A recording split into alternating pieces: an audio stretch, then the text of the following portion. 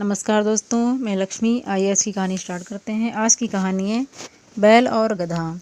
एक समय की बात है, काशी में कई वर्ष साथ रहकर दो पंडितों ने धर्म और शास्त्रों का अध्ययन किया।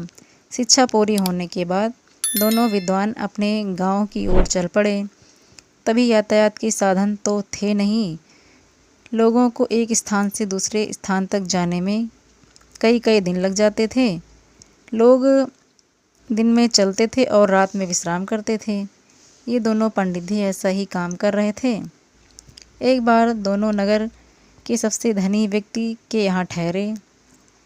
उसने उनके रहने की व्यवस्था की और फिर अपने लोगों से कहा कि दोनों महानुभावों के भोजन का भी बंदोबस्त किया जाए।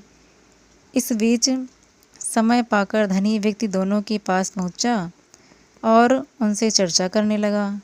धनी व्यक्ति अनुभवी था। वह जान गया कि दोनों पंडितों में बहुत ज़्यादा घमंड है, साथ ही दोनों एक दूसरे को मूर्ख समझते हैं। उन्होंने दोनों से अलग अलग बात कर एक दूसरे के बारे में भी पूछा। जो जवाब मिले वो धनी व्यक्ति को दुखी कर गए। उसने मन में विचार किया कि ये दोनों काशी जैसी जगह पर वर्षों अध्ययन करके आए हैं, लेकिन एक दूसरे का सम्मान करना नहीं सीखा। बहरहाल भोजन का समय हो गया था। धनी व्यक्ति ने दोनों को बड़े आदरपूर्वक भोजन कक्ष में बुलाया। एक थाली में चारा और दूसरे की थाली में भूसा परोसा।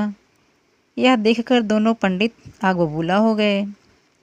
गुस्से में आकर कहने लगे कि क्या हम जानवर हैं जो ये चारा और भूसा खाएंगे? धनी होकर तुम हमारा अपमान कर रहे हो। यह लक्ष्मी द्वारा सरस्वती का अपमान है। इस पर उन्होंने बड़ी ही शांति से जवाब दिया। एक को थाली में चारा और दूसरे को भूसा परोसा गया है, इसमें मेरा कोई कसूर नहीं है।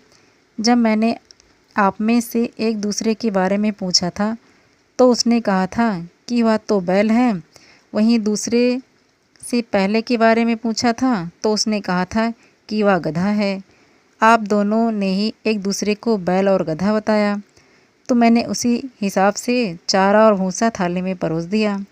इतना सुनते ही दोनों ज्ञानियों की आंखें खुल गई। उन्हें अपनी गलती का एहसास हो गया था। उन्होंने उनसे क्षमा मांगी। एक दूसरे के प्रति ऐसी सोच रखने के लिए खेद भी जताया। दोस्तों, हमें इस कहानी से यह शिक्षा मिलती है कि व्यक्ति में कितना भी ज्ञान आ जाए, उसे घमंड नहीं करना चाहिए। साथ ही दूसरों के प्रति बुरे भाव नहीं रखना चाहिए।